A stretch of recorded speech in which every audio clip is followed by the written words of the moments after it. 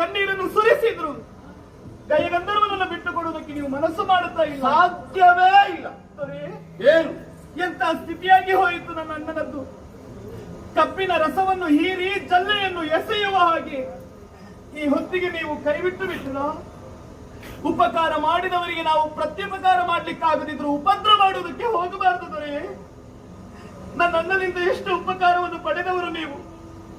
ಈ ಹೊತ್ತಿಗೆ ಅಣ್ಣ ಸಂದಿಗ್ಧತೆಯಲ್ಲಿದ್ದಾನೆ ಅಂತ ನಾನು ಆಡಿದ್ರೆ ಸ್ವಾಭಿಮಾನ ಸ್ವಪ್ರತಿಷ್ಠೆ ಅದನ್ನು ಬಿಟ್ಟಿರುವುದಕ್ಕೆ ಸಾಧ್ಯವಿಲ್ಲ ಅಂತ ಆಡುತ್ತೀರಿ ದೊರೆ. ಆ ಸ್ವಾಭಿಮಾನ ಇಂದು ಹುಟ್ಟಿದ್ದೆ. ಹಿಂದೆ ಎಷ್ಟು ಬಾರಿ ನಿಮ್ಮ ಸ್ವಾಭಿಮಾನವನ್ನು ಸ್ವಪ್ರತಿಷ್ಠೆಯನ್ನು ತೋರಿಸುವುದಕ್ಕೆ ಅವಕಾಶ ಇರಲಿಲ್ಲ ಹೇಳಿ. ತುಂಬಿದ ಸಭೆಯಲ್ಲಿ ನನ್ನಕ್ಕ ದ್ರೌಪದಿ ದುಶ್ಯಾಸನನಿಂದ ತನ್ನ ಮಾನಹರಣವಾಗುವಾಗ ಕಣ್ಣೀರನ್ನು ಸುರಿಸಿದ್ಲು, ಗೋಗರಿದ್ಲು. ದೊರೆ ನನ್ನನ್ನು ರಕ್ಷಿಸಿ, ನನ್ನ ಮಾನವನ್ನು ಕಳೆಯುತ್ತಾನೆ ಅಂತ ಕೇಳಿಕೊಂಡಾಗ ಚಿತ್ರಕಾರನು ಚಿತ್ರಿಸಿದಂತ ಚಿತ್ರದಂತೆ ಗಂಡ ಸತ್ತ ಹೆಂಡಿರ ಹಾಗೆ ಐವರು ಸಾಲಾಗಿ ಕುಳಿತ್ರಲ್ಲ. ಆಗ ಎಲ್ಲಿ ಹೋಗಿತ್ತು ನಿಮ್ಮ ಸ್ವಾಭಿಮಾನ ಸ್ವಪ್ರತಿಷ್ಠೆ? ಅದು ಬಿಡಿ.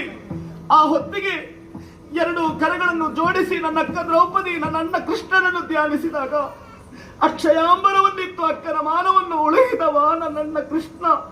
ಅದನ್ನು ಮರೆತಿರಿ ನೀವು. ಈ ಹಿಂದೆ ದೂರ್ವಾಸ ಮಹಾಮುನಿಗಳು 10,000 ಶಿಷ್ಯಂದಿರನ್ನು ಕೂಡಿಕೊಂಡು ಊಟದ ಹೊತ್ತಿಗೆ ಬಂದರು. ಕೌರವರಿಂದ ಪ್ರೇರೇಪಿತರಾಗಿ ಬಂದವರವರು. ವನವಾಸದಲ್ಲಿ ನೀವಿರುವಾಗ ನಮ್ಮನ್ನು ಉಣಬಡಿಸು, ನನ್ನನ್ನು ಸಂತೃಪ್ತಿಪಡಿಸು ಅಂತ ನಿಮ್ಮ ಅಣ್ಣನಲ್ಲಿ ಕೇಳಿಕೊಂಡಾಗ ಆ ಹೊತ್ತಿಗೆ ಕಷ್ಟಕ್ಕೊಳಗಾದವನು ಧರ್ಮಜ. ಅಕ್ಷಯ ಪಾತ್ರೆ ನಿಮ್ಮಲ್ಲಿತ್ತು. ನೀವೆಲ್ಲರೂ ಊಟವನ್ನು ಮಾಡಿದ ಬಳಿಕ ನನ್ನ ಅಕ್ಕ ದ್ರೌಪದಿ ಊಟ ಮಾಡಿದ ನಂತರ ಆ ದಿನ ಮತ್ತೆ ಅಕ್ಷಯವಾಗುವುದಿಲ್ಲ.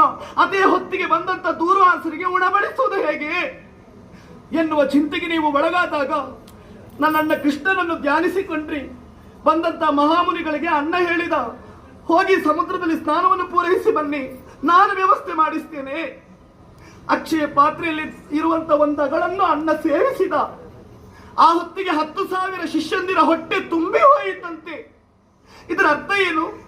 ದೂರ್ವಾಸ ಮಹಾಮುನಿಗಳ ಶಾಪಕ್ಕೋ ತಾಪಕ್ಕೋ ತುತ್ತಾಗುವಂತ ನಿಮ್ಮನ್ನು ತಪ್ಪಿಸಿದವ ನನ್ನ ಕೃಷ್ಣ. ಅದನ್ನು ಮರೆತಿರಿ ನೀವು ದೊರೆ. ಅರ್ಥವಾಯಿತು. ಸುಭದ್ರೆಯನ್ನು ಮದುವೆಯಾದದ್ದು ಪ್ರೀತಿಸಿ ಅಲ್ಲ, ನನ್ನ ಬದುಕು ಸುಸಾಂಗವಾಗಿ ಸಾಗಬೇಕೆನ್ನುವ ಆಸೆಯಿಂದ ಅಲ್ಲ. ಸುಭದ್ರೆಯನ್ನು ಮದುವೆಯಾದ್ರೆ ಕೃಷ್ಣನ ಅನುಗ್ರಹ ನನಗೆ ಸಿಗುತ್ತದೆ, ನನ್ನ ಬದುಕು ಭದ್ರವಾಗುತ್ತದೆ ಎನ್ನುವ ಯೋಚನೆ ದೊರೆ. ನೀವೇನೋ ಹೇಳುತ್ತೀರಿ, ನಾನು ಬಿಟ್ಟು ಕೊಡುವುದಿಲ್ಲ.